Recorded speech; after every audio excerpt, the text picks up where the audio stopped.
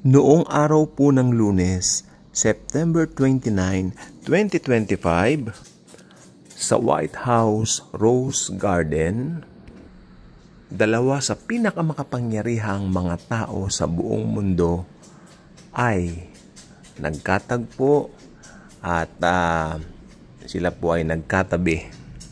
Ito pong mga ito ay walang iba kundi ang US President na si Pangulong Donald Trump at ang Prime Minister naman ng Israel na si Benjamin Netanyahu. Ano po bang kahalagahan po ng mga ito?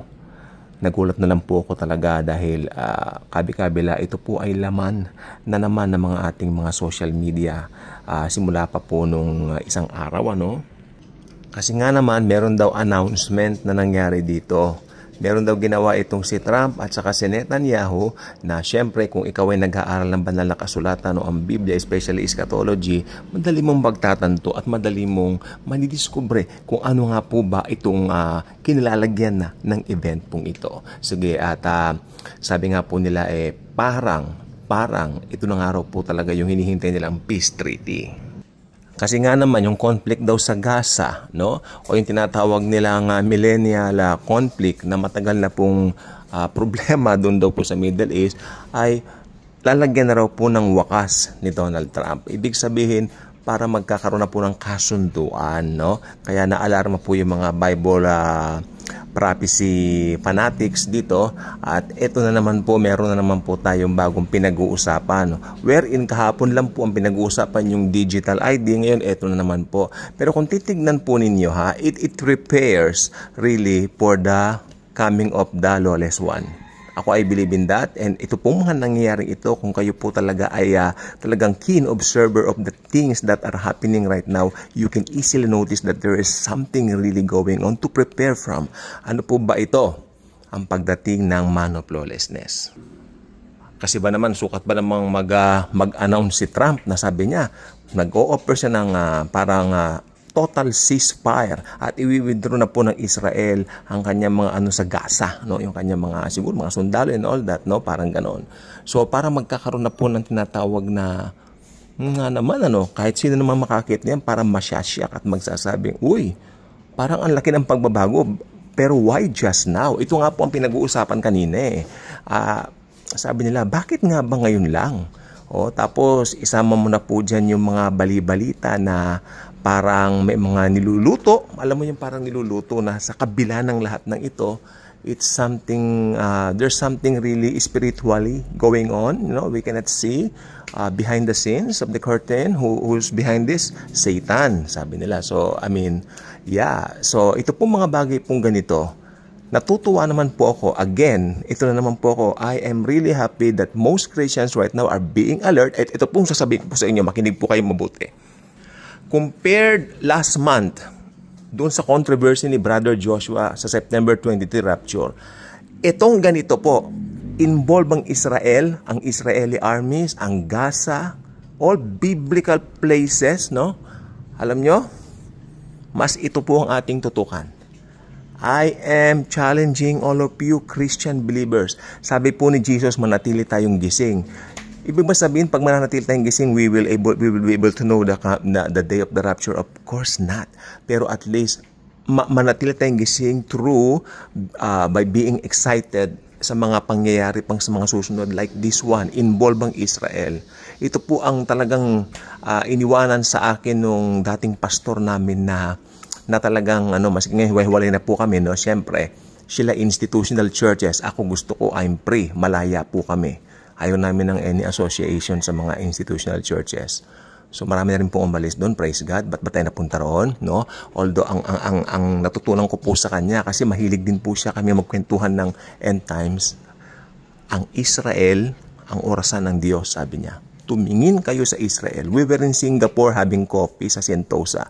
Nang sabihin niya na, tignan ninyo ang Israel. Kung ano ang nangyayari sa Israel, yan na yan. So ito na po yun, no? Ito na nga po ba talaga yon?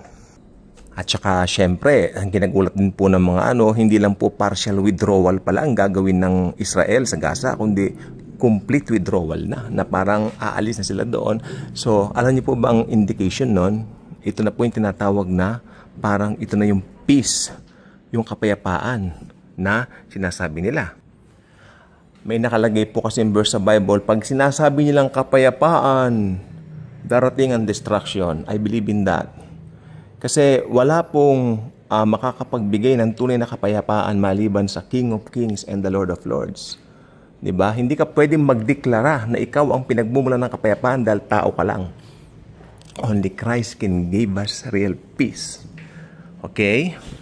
At ang pinaka nakaka-intriga po dito, maski po ako na-intriga kanina nagtatanghalian kami, sabi raw, ito raw si Donald Trump, siya mismo ay personally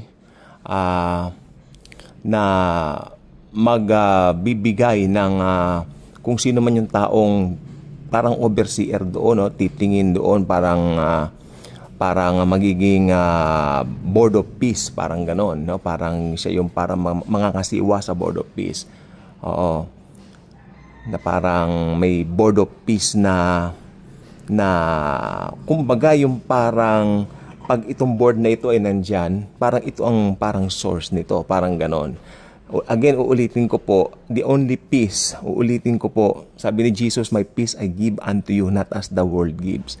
Kaya hindi rin ako believe, hindi rin po ako believe. When they say peace, destruction will come.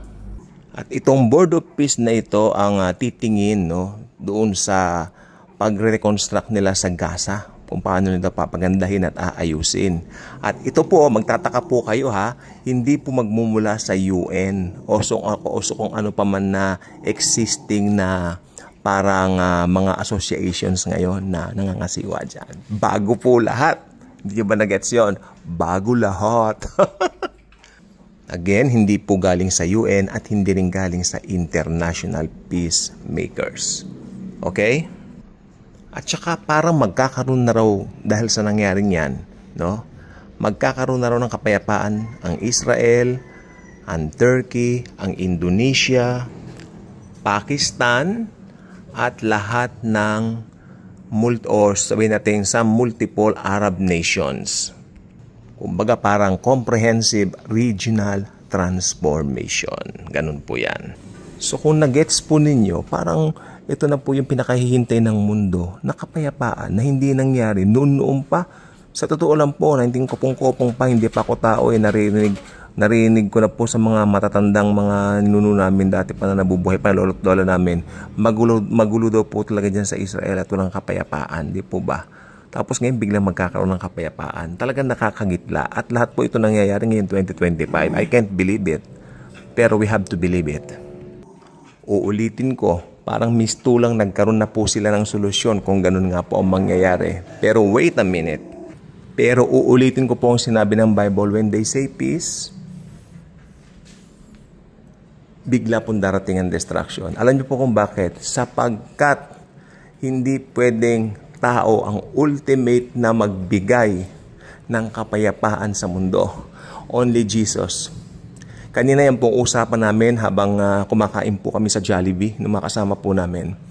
Walang kapayapaan sa mundo, magulo sa politika dito sa Pilipinas. Kanong isang kasama namin. Sabi namin ng isa, nagkakagulo rin sa ganito, sa ganyan. Lumindol kasi nung 30 dun sa ganon. Lumindol sa Cebu, ganon. Lahat naman ng yan talagang nakapaloob naman sa mga binitawan ng Panginoon na mangyayari, ng mga senyales sa manghuling araw, no? Pero kasi, sabi ko naman, ang makakapagbigay lang talaga ng ultimate peace is the Lord Jesus Christ. Kaya sabi ko, yung mga bagay na ganyan, tapos yung digital ID, napag-usapan din namin yan. Tapos ito nga pong si Netanyahu, at saka ito pong si Donald Trump, Bakit po biglaan? I mean, yun lang tanong ko, kanina ko pa iisip, biglaan na naman ng mga tipong nangyayaring ganyan. Again, maganda lang po siyang pag-usapan, pero ito pong sasabihin ko, ito ang conclusion ko. Hindi po pwede yan yung peace treaty kasi nandito pa tayo mga believers. Okay? Nandito pa tayo mga believers at malinaw po ang turo ng Bible. Ira-rapture muna ni Jesus ang church bago lumabas ang Antichrist. Okay? Kaya wag mo na kayong mag-isip ng kung anong malilikot na kaisipan, Dahil sa totoo lang po, ito po ay hindi ko rin po alam ba't ganyan. Pero para sa akin, ito po ay patikim. kumbaga taste test. Ayun. Taste test para doon sa mga maiiwan sa rapture, meron na kayong idea kung ano bang meron sa Great Tribulation. Huwag na po, maawa kayo sa mga sarili nyo. Please lang. Tanggapin nyo na si Jesus bilang personal ninyong Panginoon na tagapagligtas. Believe na namatay siya sa krus para bayaran ang mga kasalanan nyo. Then and then, hindi na kayo mapapahamak. Kaya, imposibleng danasin nyo ang mga bagay ng Great Tribulation. Magandang gabi. God bless.